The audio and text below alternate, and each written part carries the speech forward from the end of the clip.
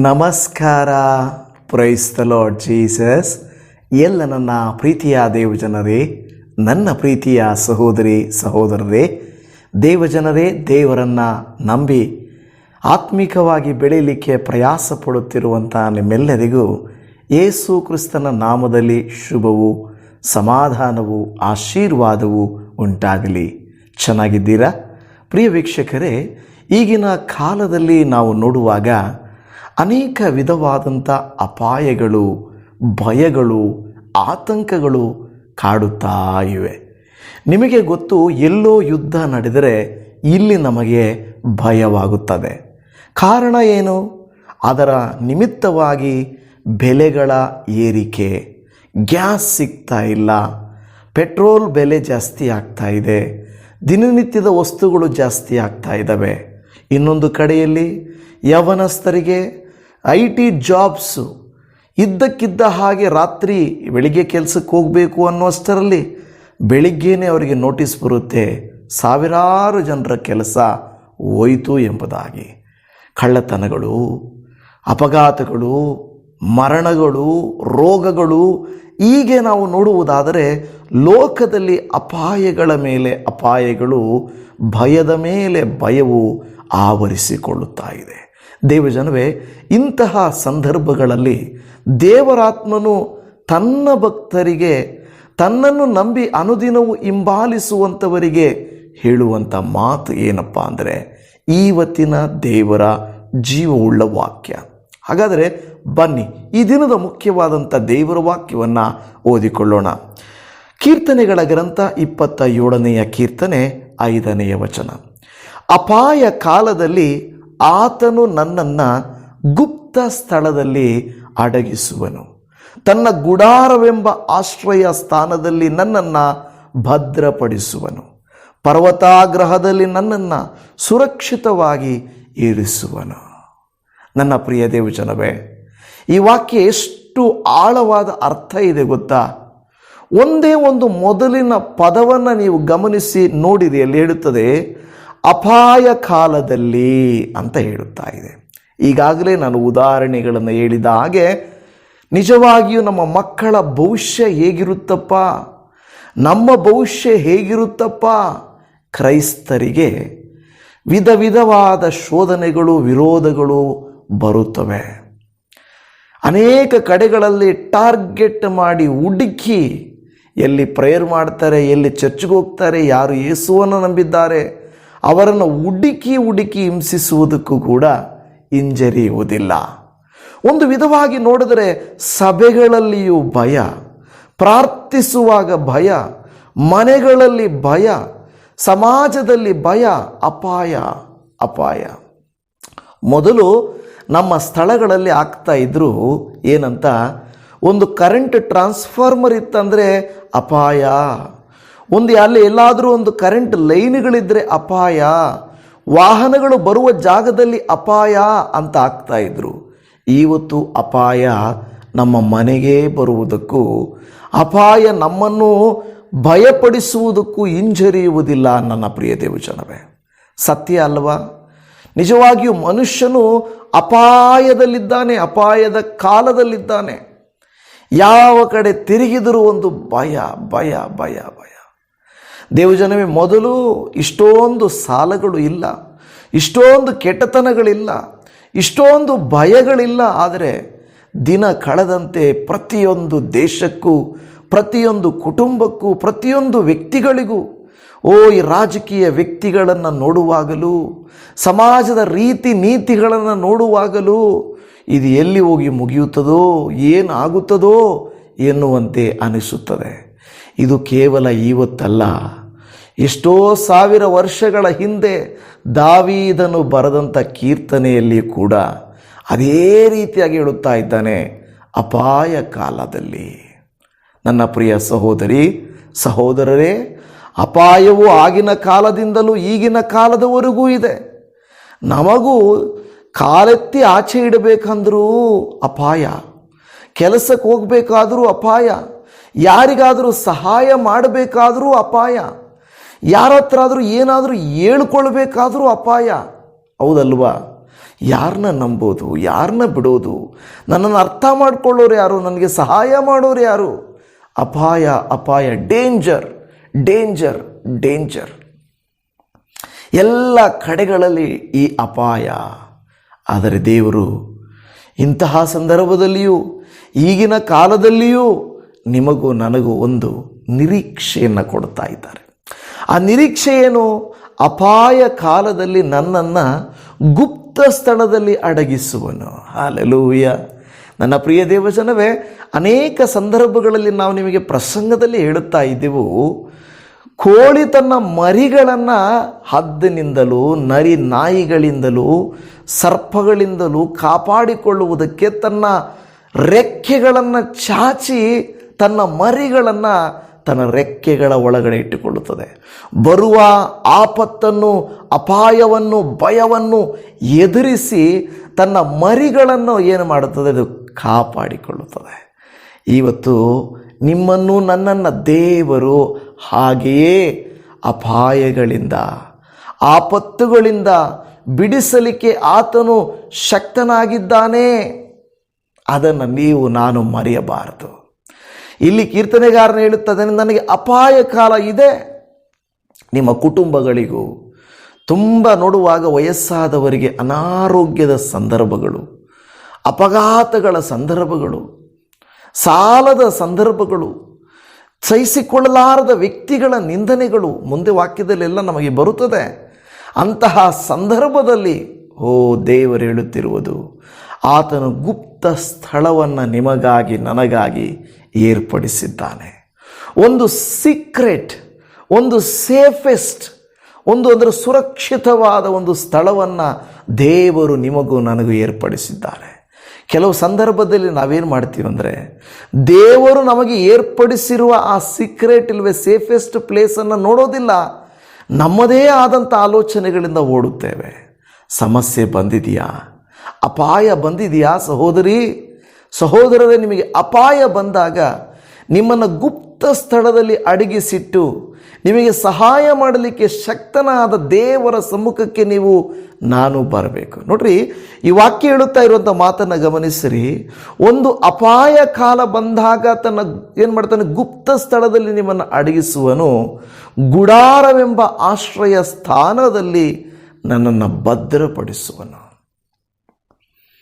ನಿಮ್ಮನ್ನು ನನ್ನನ್ನು ದೇವರು ಭದ್ರಪಡಿಸ್ತಾನೆ ಅಲ್ವಾ? ನೋಡಿ, ಬಿಸಿಲು ಬಂದಾಗ ಮಕ್ಕಳನ್ನು ತಂದೆ ತಾಯಿಗಳು ಭದ್ರ ಮಾಡ್ತಾರೆ. ಮಳೆಯಲ್ಲಿ ನೆನೆಯಬಾರದೆಂದು ಅವ್ರನ್ನ ಭದ್ರ ಮಾಡ್ತಾರೆ. ಎಲ್ಲಿಯ ಏಟು ತಗುಲ್ತದೋ, ಬಸ್ಸಲ್ಲಿ ಹೋಗುವಾಗ, ಗಾಡಿಯಲ್ಲಿ ಹೋಗುವಾಗ ಮಗುವಿಗೆ ಏಟಾಗುತ್ತದೋ ಎಂದು ಸೇಫ್ ಆಗಿ ಇಟ್ಕೊಳ್ತಾರೆ.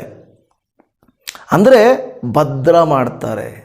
ನಾನು ನೆನೆದರೂ ಪರವಾಗಿಲ್ಲ, ನಾನು ಬಿಸಿಲಿಗೆ ಒಣಗಿದ್ರೂ ಪರವಾಗಿಲ್ಲ, ನಾನು ತಿನ್ನದೇ ಇದ್ದರೂ ಪರವಾಗಿಲ್ಲ, ನನಗೆ ಗಾಯ ಆದರೂ ಪರವಾಗಿಲ್ಲ, ಆದರೆ ಮಕ್ಕಳಿಗೆ ಮಾತ್ರ ಏನೂ ಆಗಬಾರದು ಎಂಬುದಾಗಿ ನೆನೆಸಿ ಅವರನ್ನು ಭದ್ರಪಡಿಸ್ತಾರೆ. ದೇವರು ಕೂಡ ನಿಮ್ಮನ್ನು ನನ್ನನ್ನು ಬರಬಹುದಾದಂಥ ಹೆಚ್ಚಿನ ಕೇಡುಗಳಿಂದ ನಿಮ್ಮನ್ನು ತಪ್ಪಿಸಿ ಕಾಪಾಡುವಂಥವನಾಗಿದ್ದಾನೆ. ನನಗೇನು ರೋಗ ಬರಲಿಲ್ವಾ, ಕಷ್ಟ ಆಗಲಿಲ್ವಾ, ನೋವಾಗಲಿಲ್ವಾ ಅಂತ ತಿಳ್ಕೊಳ್ಬಿಟ್ರೆ ಆಗಿದೆ. ಆದರೆ ಇನ್ನು ಹೆಚ್ಚಿನ ಕೇಡು ಬಂದು ನಿಮ್ಮ ನಾಶನವನ್ನು ಆತನು ಕೋರಿಕೊಳ್ಳಲಿಲ್ಲ, ನಿಮ್ಮನ್ನು ಕಾಪಾಡಿದ್ದಾನೆ. ನನ್ನ ಪ್ರಿಯ ದೇವಜನರೇ, ನಿಮ್ಮನ್ನು ನನ್ನನ್ನು ದೇವರಾತ್ಮನು ಇವತ್ತು ಪ್ರೇರೇಪಿಸಿ ಹೇಳುತ್ತಿರುವುದೇನೆಂದರೆ, ಪರ್ವತಾಗ್ರಹದಲ್ಲಿ ನನ್ನನ್ನು ಸುರಕ್ಷಿತವಾಗಿ ಇರಿಸುವನು ಎಂಬುದಾಗಿ ಹೇಳುತ್ತಾ ಇದೆ. ಹಲ್ಲೆಲೂಯಾ. ಇದು 3 ವಿಧವಾಗಿ ಆತನು ಹೇಳುತ್ತಾ ಇರುವಂಥದ್ದು.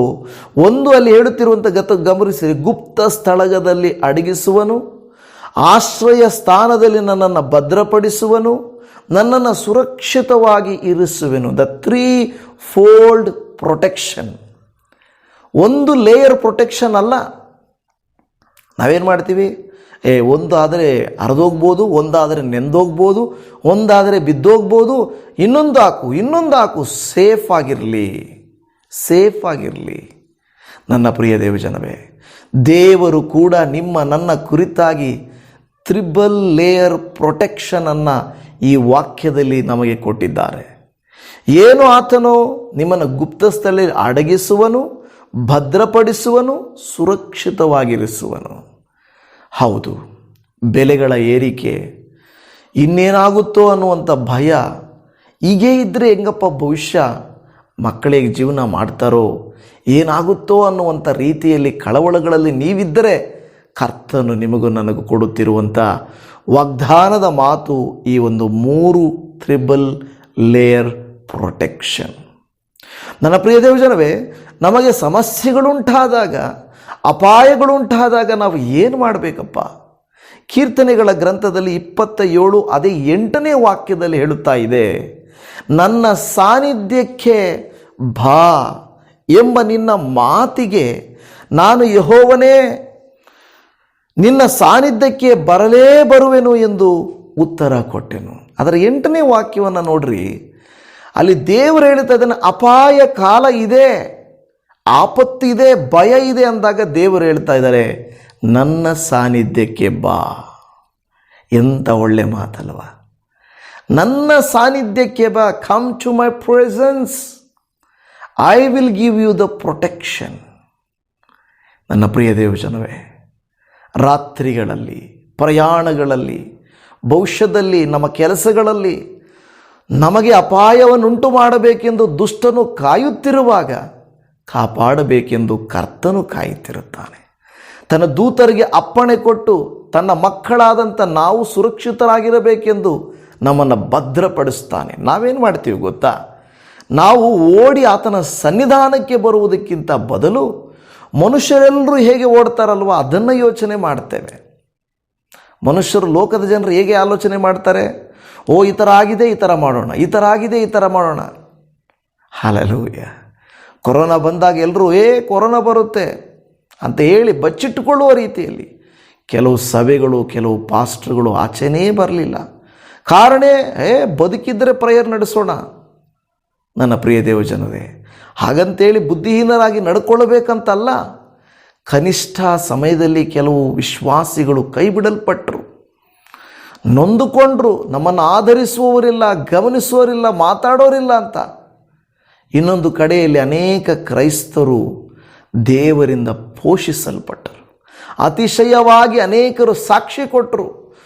ನಾನು ಕೆಲಸಕ್ಕೆ ಹೋಗುತ್ತಿದ್ದಾಗ ನನ್ನ ಮನೆಯಲ್ಲಿ ಕೊರತೆ ಇತ್ತೇನೋ ಅಲ್ವಾ, ನನ್ನ ಕೆಲಸಕ್ಕೆ ನನಗೆ ಸಂಬಳ ಬರ್ತಾ ಇದ್ದಾಗ ನನ್ನ ಹತ್ರ ಕೊರತೆ ಇತ್ತೇನೋ, ಆದರೆ ಕೆಲಸ ಇಲ್ಲದೆ, ಆದಾಯ ಇಲ್ಲದೆ ಕೊರೋನಾದಲ್ಲಿ ಮನೆಯಲ್ಲಿದ್ದಾಗ ನನಗೆ ಯಾವ ಕೊರತೆಯೂ ಬರದ ಹಾಗೆ ದೇವರು ನೋಡಿಕೊಂಡರು. ಅನೇಕರು ಕೊರೋನಾದಲ್ಲಿ ಮರಣಿಸುತ್ತಿದ್ದರೆ ನಿಮ್ಮನ್ನು ಕಾಪಾಡಿದರು. ಈಗಿನ ಕಾಲಗಳಲ್ಲಿಯೂ ಅನೇಕ ಮನೆಗಳಲ್ಲಿ, ಅನೇಕ ಜನಗಳಲ್ಲಿ ಮರಣಗಳು, ನೋವುಗಳು ಸಂಭವಿಸುವಾಗ ನಿಮ್ಮನ್ನು ದೇವರು ಕಾಪಾಡಿದ್ದಾರಲ್ವ? ಹೌದು, ಕೆಲವರ ನೋವು, ಮರಣಕ್ಕೆ ನಾವು ದುಃಖಿಸುತ್ತೇವೆ, ವಿಷಾದಿಸುತ್ತೇವೆ. ಆದರೆ ಅಪಾಯ ಕಾಲದಲ್ಲಿ ನಮ್ಮನ್ನು ದೇವರು ಕೈ ಬಿಡುವುದಿಲ್ಲ. ನ್ಯಾಚುರಲ್ ಡೆತ್, ನೈಸರ್ಗಿಕವಾಗಿ ಸಾಧಾರಣ ಮರಣ ಬಿಡ್ರಿ, ಆದರೆ ಅಪಾಯಗಳಿಂದ ಬರುವಂಥ ಕಷ್ಟಗಳನ್ನು ಕರ್ತನು ನೋಡುತ್ತಾನೆ. ದೇವರು ವಾಕ್ಯ ಹೇಳುತ್ತದೆ, ನೀನು ನನ್ನ ಸನ್ನಿಧಿಗೆ ಬಾ, ನನ್ನ ಸನ್ನಿಧಿಗೆ ಬಾ ಎಂಬ ಮಾತಿಗೆ ದಾವೀದನೇ ಹೇಳ್ತಾ ಇದ್ದಾನೆ. ಅಪ್ಪ, ಅಯ್ಯ, ನೀನು ನನ್ನ ಕರೆಯೋದು ಹೆಚ್ಚ, ನಾನು ಬರೋದು ಹೆಚ್ಚ? ನಾನು ಬರ್ತೀನಪ್ಪ, ನಾನು ನಿನ್ನ ಸನ್ನಿಧಿಗೆ ಬರ್ತೀನಿ. ಸನ್ನಿಧಿ ಅಂದರೆ ಏನು? ಈಗಲಾದರೂ ನಮಗೆ ಚರ್ಚ್ಗಳಿದ್ದಾವೆ, ಈಗಲಾದರೂ ನಮಗೆ ಏನೂ ಇದ್ದಾವೆ, ಆದರೆ ಆಗ ಏನೂ ಇಲ್ಲ. ಪ್ರಿಯರೇ, ಅದರ ಅರ್ಥ ನಾವು ಹೋಗಬೇಕಾಗಿರೋದು ಎಲ್ಲ ಹುಡುಕೊಂಡು ಅಲ್ಲ, ದೇವರ ಸಮ್ಮುಖ. ನಿಮ್ಮ ಮನೆಯೇ ದೇವರ ಸಮ್ಮುಖ. ನಿಮ್ಮ ರೂಮ್ ಹೋಗಿ ಮೊಣಕಾಲೂರ್ರಿ. ಭಯ ಬಂದಾಗ, ಅಪಾಯ ಬಂದಾಗ, ಕಷ್ಟ ಅನ್ನಿಸ್ದಾಗ, ದಾರಿ ಕಾಣಿಸ್ತೇ ಇದ್ದಾಗ ಹೋಗಿ ರೂಮಲ್ಲಿ, ದೇವರು ವಾಕ್ಯ ಹೇಳುತ್ತೆ ಮತ್ತಾಯ 5ನೇ ಅಧ್ಯಾಯದಲ್ಲಿ, ಹೋಗಿ ನಿನ್ನ ಏಕಾಂತವಾದ ಕೋಣೆಯೊಳಗೆ ಹೋಗಿ ಬಾಗಿಲುಗಳನ್ನು ಮುಚ್ಚಿಕೊಂಡು ಪ್ರಾರ್ಥನೆ ಮಾಡು ಅಲ್ವಾ? ಅಂತರಂಗವನ್ನು ನೋಡುವಂಥ ನಿನ್ನ ದೇವರು ನಿನ್ನ ಪ್ರಾರ್ಥನೆಯನ್ನು ಆಲಿಸುತ್ತಾನೆ ಎಂದು ಹೇಳುತ್ತದಲ್ಲವಾ? ನನ್ನ ಪ್ರಿಯ ದೇವಜನವೇ, ಕರ್ತನಿಗೆ ಸ್ತೋತ್ರ. ಕರ್ತನು ನಿಮ್ಮನ್ನು ನಿಜವಾಗಿಯೂ, ನಿಮ್ಮ ಕುಟುಂಬಗಳನ್ನು ಈ ರೀತಿಯಾಗಿ ಆಧರಿಸಲಿ ಎಂದು ನಾನು ಬೇಡಿಕೊಳ್ಳುತ್ತಾನೆ. ಕೀರ್ತನೆಗಳ ಗ್ರಂಥ 32:7ನೇ ವಾಕ್ಯದಲ್ಲಿ, ನೀನೇ ನನಗೆ ಮರೆಯು, ನಿರಾಪಾಯವಾಗಿ ನನ್ನನ್ನು ಕಾಯುವಿ, ವಿಮೋಚನ ಧ್ವನಿಯಿಂದ ನನ್ನನ್ನು ಆವರಿಸಿಕೊಳ್ಳುತ್ತೀ. ನಮ್ಮನ್ನು ಆವರಿಸಿಕೊಳ್ಳುವ ದೇವರು ಆತನಾಗಿದ್ದಾನೆ. ಇವತ್ತು ಅಪಾಯದಲ್ಲಿದ್ದೀರಾ? ಭಯದಲ್ಲಿದ್ದೀರಾ? ಕೈ ಬಿಡಲ್ಪಟ್ಟಂತಿದ್ದೀರಾ?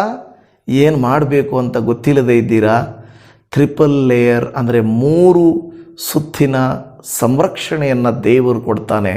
ದೇವರು ಹೇಳ್ತಾನೆ, ನಾನು ನಿನ್ನನ್ನು ಕಾಯುವೆನು, ಭದ್ರಪಡಿಸುವೆನು, ಸುರಕ್ಷಿತವಾಗಿ ಇರಿಸುವೆನು ಎಂಬುದಾಗಿ ಹೇಳುತ್ತಾ ಇದೆ. ಈ ವಾಕ್ಯದಲ್ಲಿ 32:7 ಕೂಡ ಹೇಳ್ತದೆ, ನಿರಾಪಾಯವಾಗಿ ನನ್ನನ್ನು ಕಾಯುವೆ.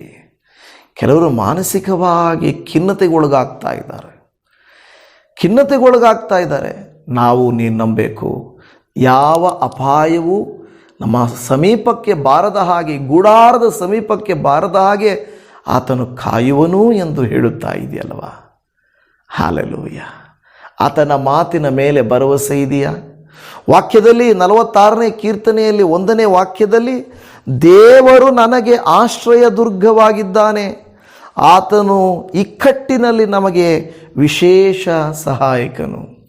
ನಾವು ಹಾಡು ಮಾತ್ರ ಹಾಡ್ತೀವಿ, ದೇವರು ನನಗೆ ಆಶ್ರಯ ದುರ್ಗ, ಸಂಕಟದಲ್ಲಿ ಸಿದ್ಧ ಸಹಾಯಕ, ಕಡಲಲ್ಲಿ ಗುಡ್ಡಗಳು ಮುಳುಗಿದರೂ ನನಗೇನು ಭಯವಿಲ್ಲ, ಈ ಭೂಮಿ ಅಳಿದರೂ ನನಗೇನು ಚಿಂತೆ ಇಲ್ಲ. ಯಾಕೆಂದರೆ ದೇವರು ನನಗೆ ಆಶ್ರಯ ದುರ್ಗ, ಇಕ್ಕಟ್ಟಿನಲ್ಲಿ ವಿಶೇಷ ಸಹಾಯಕ. ನನ್ನ ಪ್ರಿಯದರ್ಶನ ವಾಕ್ಯ ಹೇಳುತ್ತಾ ಇರೋದು, ಇಕ್ಕಟ್ಟಿನಲ್ಲಿ ನಮಗೆ ವಿಶೇಷ ಸಹಾಯಕನು ಆತನಾಗಿದ್ದಾನೆ, ಆತನು ಕಾಪಾಡುತ್ತಾನೆ. ಅನವಶ್ಯಕವಾದ ಚಿಂತಾ ಭಾರಗಳನ್ನು ನಾವು ಹಾಕ್ಕೊಂಡು ರಾಜಕೀಯಗಳ ಬಗ್ಗೆ ಚಿಂತೆ ಮಾಡುತ್ತಾ, ಇವ್ರು ಹಂಗಂದ್ರು ಅವ್ರು ಹಿಂಗಂದ್ರು, ನಮ್ಮ ಸಹಾಯಕ್ಕೆ ಕೋರ್ಟುಗಳು ಕೂಡ ಬರಲ್ಲ. ದೇವ ಮಕ್ಕಳೇ, ಕೋರ್ಟುಗಳು ಬರಲ್ಲ, ರಾಜಕೀಯ ವ್ಯಕ್ತಿಗಳು ಬರಲ್ಲ, ಪೊಲೀಸ್ ಸ್ಟೇಷನ್ಗಳು ಬರಲ್ಲ, ಅಧಿಕಾರಿಗಳು ಬರೋದಿಲ್ಲ, ಸಂಬಂಧಿಕರಂತೂ ಬರೋದೇ ಇಲ್ಲ. ಅವರೇನು ಯೇಸು ನಂಬಿದಾರಂತೆ ಹಂಗೆ ಹೋಗಲಿ ಹಾಳಾಗಿ ಬಿಡ್ರು. ಇವತ್ತು ನೋಡ್ರಿ, ಆಂಧ್ರದಲ್ಲಿ, ಬೇರೆ ಬೇರೆ ರಾಜ್ಯಗಳಲ್ಲಿ, ಉತ್ತರ ಭಾರತದಲ್ಲಿ ಎಲ್ಲ ಕ್ರೈಸ್ತರಿಗೆ ಪ್ರತಿ ರಾಜ್ಯ ವಿರೋಧನೇ. ನಮ್ಮ ರಾಜ್ಯಗಳಲ್ಲಿ ಇರುವ ರಾಜಕೀಯ ವ್ಯಕ್ತಿಗಳು ಧರ್ಮದ ಆಧಾರದ ಮೇಲೆ ಮಾನವೀಯತೆ ಹೋಯ್ತೀಗ. ಅವರಿಗೆ ಬೇಕಾಗಿರೋದು ಓಟುಗಳು, ಅವರಿಗೆ ಬೇಕಾಗಿರೋದು ಜಯ. ಅದಕ್ಕೇನು ಮಾಡ್ತಾ ಇದ್ದಾರೆ ಗೊತ್ತಾ? ನಮ್ಮ ದೇಶದಲ್ಲಿ ಹೆಚ್ಚಿನ ಜನರ ಪಕ್ಕ ನಿಂತ್ಕೊಂಡು ನಾವು ಯಾವ ತೊಂದರೆ ಇಲ್ಲದೆ ನಮಗೆ ಎಲ್ಲ ಒಂದೇ ಅಂತ ಹೋಗುತ್ತಿರುವವರು ನಮ್ಮ ಸಮಾಜದಲ್ಲಿ ಚೆನ್ನಾಗೇ ಇದ್ದಾರೆ. ಆದರೆ ಈ ಮೇಲಿನ ಅಧಿಕಾರಿಗಳು, ರಾಜಕೀಯ ಪಕ್ಷಗಳು ತಮ್ಮ ಸ್ವಲಾಭಕ್ಕಾಗಿ ಭಯವನ್ನು ಹುಟ್ಟಿಸ್ತಾ ಇದ್ದಾರೆ ಮನುಷ್ಯರ ಮಧ್ಯದಲ್ಲಿ. ಇನ್ನು ಸ್ವಲ್ಪ ಕಾಲ ಹೋದರೆ ಇಂಡಿಯಾ ಅನ್ನುವಂಥದ್ದು ಇಂಥವರ ದೇಶ ಅಲ್ಲ, ಎಲ್ಲರೂ ಅವರೇ ಇರ್ತಾರೆ. ಎಲ್ಲಿ ಕ್ರೈಸ್ತರ ಎಷ್ಟು ಜನ ಇದ್ದಾರೆ ಕ್ರೈಸ್ತರು ಭಾರತದಲ್ಲಿ? ಅಫಿಷಿಯಲ್ ಆಗಿ ಅಂದರೆ 3% 4%. ಅವ್ರು ಹೆಂಗೆ 100% ಆಗ್ತಾರೆ ಅಲ್ವಾ? ಆದರೆ ಅವ್ರು ಹೇಳೋದೇನೆಂದರೆ, ಹಿಂಗೆ ಬಿಟ್ಟರೆ ಇವ್ರನ್ನ ಎಲ್ಲರನ್ನೂ ಇದು ಮಾಡಿಬಿಡ್ತಾರೆ. ಏನು ಮಾಡ್ತಾರೆ? ನಾವೇನಾದರೂ ದೇಶನ ಹಾಳು ಮಾಡುವಂಥ ಕೆಲಸಕ್ಕೆ ನಾವು ಕೇಳ್ತಾ ಇದ್ದೀವ? ಹೇಳ್ತಾ ಇರೋದು ಅಪಾಯ, ಕ್ರೈಸ್ತರಿಂದ ಅಪಾಯ, ಅಲ್ಪಸಂಖ್ಯಾತರಿಂದ ಅಪಾಯ, ಈ ರೀತಿ ಹೇಳಿ ನಮ್ಮಲ್ಲಿ ಭಯ ಹುಟ್ಟಿಸುವಂಥದ್ದನ್ನು ನೋಡುತ್ತಾ ಇದ್ದೇವೆ. ಇದನ್ನು ಕೇಳಿದ ಜನರು ಕೂಡ ಈಗ ಏನು ಮಾಡ್ತಾರೆ ಗೊತ್ತಾ? ನಮಗೆ ಅಪಾಯ ಕೊಡಲಿಕ್ಕೆ ಅವ್ರನ್ನ ಹೊಡೀರಿ, ಅವ್ರನ್ನ ಬೈರಿ, ಅವ್ರನ್ನ ಸುಮ್ಮನೆ ಬಿಡಬೇಡ್ರಿ ಅಂದರೆ, ಶಾಂತಿಯನ್ನು ಹೇಳುವ, ಸಮಾಧಾನವನ್ನು ಬಯಸುವಂಥ ವ್ಯಕ್ತಿಗಳಿಗೆ ಭಯವನ್ನು ತರಿಸುವಂಥ ಕಾರ್ಯಗಳನ್ನು ಲೋಕವು ಮಾಡುತ್ತಾ ಇದೆ ನನ್ನ ಪ್ರಿಯ ದೇವಜನವೇ. ಆದರೆ ನೀವು ನಾನು ತಿಳ್ಕೊಳ್ಳಬೇಕಾದಂಥ ವಿಚಾರ, ಕರ್ತನ ಸಮ್ಮುಖದಲ್ಲಿ, ಕರ್ತನ ಪ್ರಸನ್ನತೆಯಲ್ಲಿ ನಾವು ನಿರಾಪಾಯವಾಗಿರಬೇಕಾದರೆ, ಅಪ್ಪ ನಿನ್ನನ್ನು ದಾಟಿ, ನಿನ್ನನ್ನು ಬಿಟ್ಟು, ನಿನಗೆ ಅರಿಯದೆ ನನ್ನ ಜೀವಿತದಲ್ಲಿ ಏನೂ ನಡೆಯಲಿಕ್ಕೆ ಸಾಧ್ಯವಿಲ್ಲ ಎಂಬುದಾಗಿ ನಾವು ತಿಳ್ಕೊಳ್ಳುವವರಾಗಿರಬೇಕು ದೇವ ಮಕ್ಕಳೇ. ಅದು ಬಹಳ ಮುಖ್ಯವಾದಂಥ ಕಾರ್ಯವಾಗಿದೆ ನನ್ನ ಪ್ರಿಯರೇ. ನಂತರ ಹೇಳುತ್ತಾ ಇದೆ, ಕೀರ್ತನೆಗಳ ಗ್ರಂಥ 31 ಅದರ 20ನೇ ವಾಕ್ಯ ಎಷ್ಟು ಚೆನ್ನಾಗಿದೆ. ಆ ವಾಕ್ಯವನ್ನು ಸ್ವಲ್ಪ ಓದಿರಿ. ಮನುಷ್ಯರ ಒಳಸಂಚುಗಳಿಗೆ ಹಾನಿ ಉಂಟಾಗದಂತೆ ಅವರನ್ನು ನಿನ್ನ ಸನ್ನಿಧಾನದಲ್ಲಿಯೇ ಮರೆಮಾಡುತ್ತಿ, ವಿವಾದಿಸುವ ನಾಲಿಗೆಗಳಿಂದ ಕೇಡಾಗದಂತೆ ಅವರನ್ನು ಗೋಪ್ಯ ಸ್ಥಳದಲ್ಲಿ ಅಡಗಿಸುತ್ತಿ. ಕೆಲವು ಸಾರಿ ನಮ್ಮ ಸುತ್ತಲೂ ಬರುವಂಥ ಯುದ್ಧದ ವಾತಾವರಣಗಳು, ಬೆಲೆ ಏರಿಕೆಗಳು, ಕೆಲಸಗಳು ಹೋಗುವುದು, ಕೆಲಸಗಳಿಲ್ಲ. ನಿಜವಾಗಿ ಹೇಳಬೇಕಾದ್ರೆ ಈಗಿನ ಕಾಲದವರೆಗೆ ಕೆಲಸಗಳು, ಈ AI ಟೆಕ್ನಾಲಜಿ ಬಂದು ಅನೇಕರ ಕೆಲಸ ಕಿತ್ಕೊಳ್ತಾ ಇದೆ. ಇನ್ನು ಏನೇನಾಗುತ್ತೋ ಗೊತ್ತಿಲ್ಲ, ಆದರೆ ದೇವರೇನೋ ಒಂದು ಮಾರ್ಗ ಇಡ್ತಾರೆ. ಕಂಪ್ಯೂಟರ್ಗಳು ಬಂದಾಗ ಇದೇ ರೀತಿಯಾಗಿ ಮನುಷ್ಯರಿಗಿನ್ನ ಕೆಲಸ ಮುಗೀತು ಅಂದ್ಕೊಂಡ್ರು, ಆದರೆ ದೇವರು ಬಿಡಲಿಲ್ಲ. ಈಗಲೂ AI ಟೆಕ್ನಾಲಜಿ ಬಂದುಬಿಟ್ಟು ಏನೇನೋ ಬರ್ತಾ ಇದೆ. ಆದರೆ ಒಂದು ಮಾತು ಗಮನಿಸಿರಿ, ಆ ಎಲ್ಲ ಭಯಗಳಿಗಿಂತಲೂ ನಿಮಗೂ ನನಗಿರುವಂಥ ಭಯ ಯಾವುದು ಗೊತ್ತಾ? ಈ ವಾಕ್ಯದಲ್ಲಿ ಹೇಳ್ತದೆ, ಮನುಷ್ಯರ ಒಳಸಂಚುಗಳು. ಏನು ಮನುಷ್ಯರ ಒಳಸಂಚುಗಳು? ಈಗ ಕೊಟ್ಬಿಡ್ತೀನಿ, ಸ್ವಲ್ಪ ಹಣ ಕೊಡ್ರಿ, ಕಷ್ಟಕ್ಕೆ ನಿಮ್ಮ ಬಂಗಾರ ಕೊಡ್ರಿ, ನನಗೆ ಲೋನ್ ಬೇಕು, ಒಂದು ಶೋರಿಟಿ ಹಾಕಿರಿ. ಈ ರೀತಿಯಾಗಿ ಒಳಸಂಚುಗಳನ್ನು ಮಾಡ್ತಾರೆ. ಫಸ್ಟ್ ಅವರೇನು ಒಳಸಂಚು ಮಾಡದೇ ಇರಬಹುದು, ಆದರೆ ಬರ್ತಾ ಅವರ ಮನಸ್ಸಲ್ಲಿ ನಾನು ಯಾಕೆ ಇವ್ರಿಗೆ ಬಂಗಾರ ವಾಪಸ್ ಕೊಡಬೇಕು, ಕಷ್ಟ ಐತೆ ಬಿಡು, ಹಣ ಯಾಕೆ ಕೊಡಬೇಕು ಬಿಡು, ಈ ರೀತಿ ಒಳಸಂಚುಗಳನ್ನು ಮಾಡುವಂಥ ಜನರಿದ್ದಾರೆ. ಕುಟುಂಬಗಳಲ್ಲಿಯೇ, ಅಣ್ಣ ತಮ್ಮಂದಿರುಗಳಲ್ಲಿಯೇ ತಮಗೆ ಬರಬೇಕಾದ ಪಾಲನ್ನು ಹೆಸರಿಗೆ ಮಾಡಿಕೊಳ್ಬಿಡೋದು ಅಲ್ವಾ?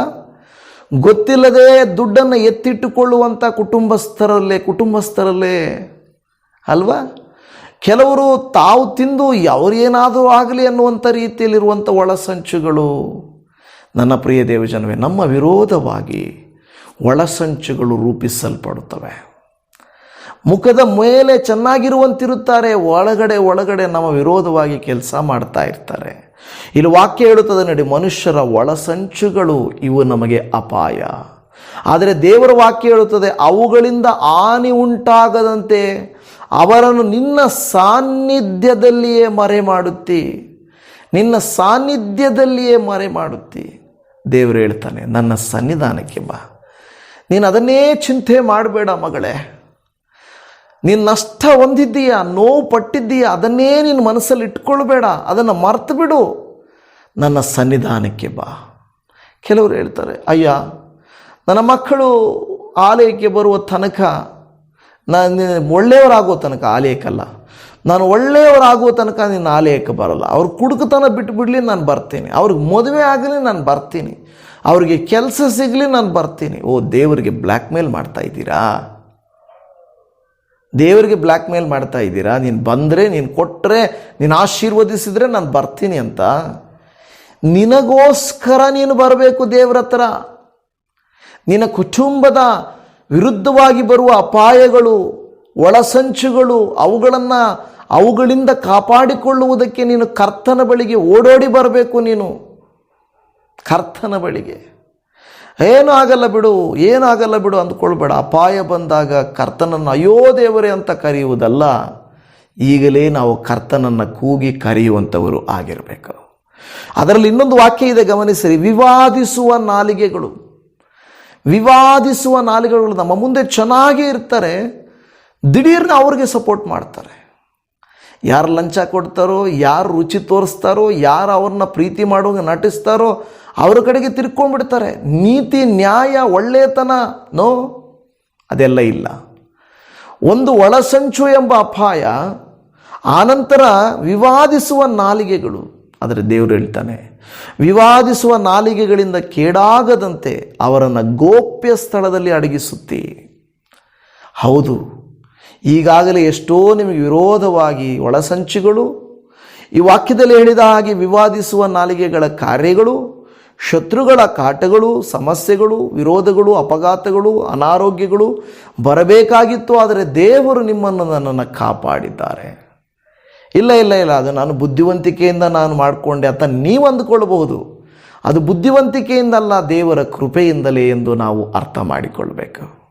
ದೇವರ ವಾಕ್ಯದಲ್ಲಿ ನಾವು ಜ್ಞಾನೋಕ್ತಿಯ ಗ್ರಂಥ 18ನೇ ಅಧ್ಯಾಯ 10ನೇ ವಚನವನ್ನು ಓದುತ್ತೇವೆ.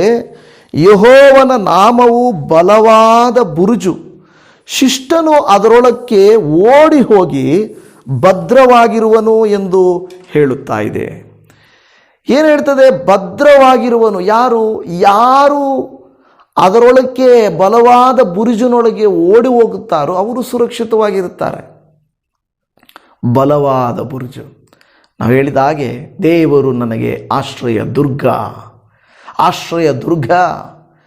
ಕೋಳಿಯ ರೆಕ್ಕೆಗಳು ಬಲವಾದ ಕಬ್ಬಿಣವೋ ಇಲ್ಲವೋ ಯಾವುದೋ ಅಲ್ಲ, ಮೆತ್ತನೆಯ ರೆಕ್ಕೆಗಳೇ. ಆದರೆ ಆ ರೆಕ್ಕೆಗಳನ್ನು ದಾಟಿ ಬರುವುದಕ್ಕೆ ಹಾವಿಗೋ, ಹದ್ದಿಗೋ, ಕಾಗೆಗೋ, ಬೇರೆ ಯಾವುದೋ ಕ್ರೂರ ಮೃಗಿಗೋ ತಾಯಿ ಕೋಳಿ ಅವಕಾಶ ಕೊಡುವುದಿಲ್ಲ. ಕೋಳಿಯೇ ತನ್ನ ಮರಿಗಳನ್ನು ಅಷ್ಟೊಂದು ಸುರಕ್ಷಿತವಾಗಿಟ್ಟು ಕಾಪಾಡುವಾಗ ನಿನ್ನ ಕರ್ತನು ತನ್ನ ರೆಕ್ಕೆಗಳನ್ನು ಒದಿಸಿ ತನ್ನ ದೂತರುಗಳನ್ನು ಕಳುಹಿಸಿ ಕಾಪಾಡುತ್ತಾನೆ. ದಾನಿಯೇಲನು ಸಿಂಹದ ಬೋನಲ್ಲಿ ಬೀಳಿಸಲ್ಪಟ್ಟಾಗ ಗುಹೆಯಲ್ಲಿ ಸಿಂಹಗಳ ಕೋರೆಗಳು, ಸಿಂಹದ ಗರ್ಜನೆಗಳು, ಹಸಿದ ಸಿಂಹಗಳು ಅವನನ್ನು ತಿಂದು ಮುಗಿಸಬೇಕಾಗಿತ್ತು. ಆದರೆ ಅವನನ್ನು ಕಾಪಾಡಿದ್ದು ದೇವದೂತರುಗಳು. ದೇವರು ತಾನೇ ತನ್ನ ಭಕ್ತನನ್ನು ಕಾಪಾಡಿದನು. ಇವತ್ತು ನಿಮ್ಮನ್ನು ನನ್ನನ್ನು ಕಾಪಾಡಲಿಕ್ಕೆ ದೇವರು ಶಕ್ತನಲ್ಲವಾ? ಆತನು ಕಾಪಾಡ್ತಾನೆ. ಸುತ್ತಲೂ ಇರುವ ನ್ಯೂಸ್ ಪೇಪರ್ಗಳಲ್ಲಿ ಬರುವ ಜನರು ಹೇಳುವ, ವಿರೋಧಿಸುವ ಭಯಗಳಿಗೆ ನೀವು ಭಯಪಡಬೇಡ್ರಿ, ಅಪಾಯಗಳಿಗೆ ಭಯಪಡಬೇಡ್ರಿ. ದೇವರು ನನ್ನನ್ನು ಕಾಪಾಡ್ತಾನೆ. ಕೀರ್ತನೆಗಳ ಗ್ರಂಥದಲ್ಲಿ 138ನೇ ಕೀರ್ತನೆ 7ನೇ ವಾಕ್ಯದಲ್ಲಿ ಹೇಳುತ್ತದೆ, ನಾನು ಇಕ್ಕಟ್ಟಿನ ದಾರಿಯಲ್ಲಿ ನಡೆಯುವಾಗ ನನ್ನನ್ನು ಚೈತನ್ಯಗೊಳಿಸುವೆ. ನನ್ನ ಶತ್ರುಗಳ ಕೋಪಕ್ಕೆ ವಿರೋಧವಾಗಿ ನಿನ್ನ ಕೈ ಚಾಚುವಿ. ನಿನ್ನ ಬಲಗೈ ನನ್ನನ್ನು ರಕ್ಷಿಸುವುದು. ನಿನ್ನ ಬಲಗೈ ನನ್ನನ್ನು ರಕ್ಷಿಸುವುದು. ಹೌದು, ಶತ್ರುಗಳ ವಿರುದ್ಧವಾಗಿ ಇಕ್ಕಟ್ಟಿನ ದಾರಿಯಲ್ಲಿ ಶತ್ರುಗಳ ಕೋಪಕ್ಕೆ ತಪ್ಪಿಸಿಕೊಳ್ಳುವಂತೆ ಮಾಡಿ ನಮ್ಮನ್ನು ರಕ್ಷಿಸುವುದು ಕರ್ತನ ಕರವಾಗಿದೆ. ಕರ್ತನ ಕರವಾಗಿದೆ. ನಮ್ಮೆಲ್ಲರಿಗೂ ಇಷ್ಟವಾದದ್ದು ಕೀರ್ತನೆ 91ನೇ ಕೀರ್ತನೆ. ಅದರಲ್ಲಿ ಮೊದಲ ವಾಕ್ಯ ಹೇಳುತ್ತದೆ, ಪರಾತ್ಪರನ ಮೊರೆ ಹೊಕ್ಕಿರುವಂಥವನು ಸರ್ವಶಕ್ತನ ಆಶ್ರಯದಲ್ಲಿ ಸುರಕ್ಷಿತನಾಗಿರುವನು ಎಂಬುದಾಗಿ. ಆಮೇನ್. ಹೌದು, ನಿಮ್ಮನ್ನು ನನ್ನನ್ನು ಸೈತಾನನು ಇಲ್ಲವೇ ದುಷ್ಟನು ಶತ್ರುಗಳು ಬಲೆ ಹಾಕಿ ಹಿಡಿಯಲಿಕ್ಕಾಗಿ ಕಾಯುತ್ತಿರಬಹುದು. ಪಕ್ಷಿಯಂತೆ ನಾವು ಕೆಲವು ಸಾರಿ ಬಲೆಯನ್ನು ನೋಡದೇ ಇರಬಹುದು. ಕರ್ತನು ಕಾಪಾಡುತ್ತಾನೆ. ಇವತ್ತು ನಾನು ಹೇಳೋದು, ಪ್ರಿಯ ದೇವಜನವೇ, ಕೆಲಸವು ಹೋದರೂ, ಕುಟುಂಬಗಳಲ್ಲಿ ಸಮಸ್ಯೆಗಳು ಉದ್ಭವಿಸಿದರೂ, ದೇಶದಲ್ಲಿ ಪೀಡೆಗಳು, ಸೋಂಕುಗಳು, ಯುದ್ಧಗಳು ನಡೆದರೂ, ನೀವು ನಾನು ಹೇಳಬೇಕಾಗಿರುವಂಥ ಮಾತು, ನನ್ನನ್ನು ಕಾಪಾಡುವವನು ಕರ್ತನು, ನಾನು ಭಯಪಡೆನು. ಈ ಮಾತಿನಂತೆ ಹೇಳಲಿಕ್ಕೆ ನಿಮಗೆ ಸಾಧ್ಯ ಇದೆಯಾ? ಕರ್ತನು ನಿಮ್ಮನ್ನು ಅನುಗ್ರಹಿಸಲಿ. ಪ್ರಾರ್ಥಿಸೋಣ. ಪರಮ ತಂದೆಯಾದ ದೇವರೇ, ನಿನ್ನ ಅಮೂಲ್ಯವಾದ ನಿನ್ನ ಕೃಪೆಯುಳ್ಳ ಕೆಲಸಕ್ಕಾಗಿ, ದಯೆಗಾಗಿ, ಕಾಪಾಡಿದ್ದಕ್ಕಾಗಿ ನಿನಗೆ ಸ್ತೋತ್ರ. ನೀನು ಮಾಡಿದ ಉಪಕಾರಗಳು ಒಂದೊಂದಲ್ಲಪ್ಪ, ಎಷ್ಟೋ ಉಪಕಾರಗಳನ್ನು ಮಾಡಿದ್ದಿ, ಎಣಿಸಲಾಗದು.